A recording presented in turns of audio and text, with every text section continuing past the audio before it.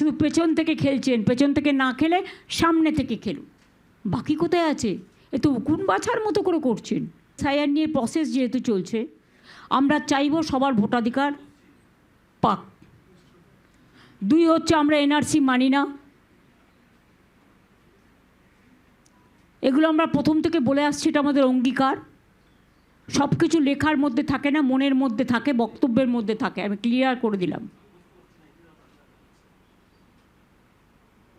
এবং রাজ্য সরকারের স্বঘোষিত প্রেসিডেন্ট রুল করে যারা ইলেকশন করছেন, ভোট লুট করবেন বলে তারা মূর্খের স্বর্গে বাস করছেন।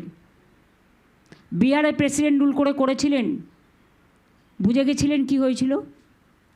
আর এখানে তো ঘোষিতই করেই করছেন, শুধু পেছন থেকে খেলছেন। পেছন থেকে না খেলে সামনে থেকে খেলুন।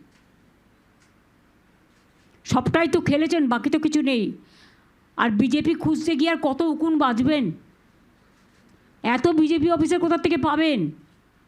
গুজরাট, হরিয়ানা, রাজস্থান, মধ্যপ্রদেশ, আসাম, বাকি কোথায় আছে? এ তো উকুন বাছার মতো করে করছেন।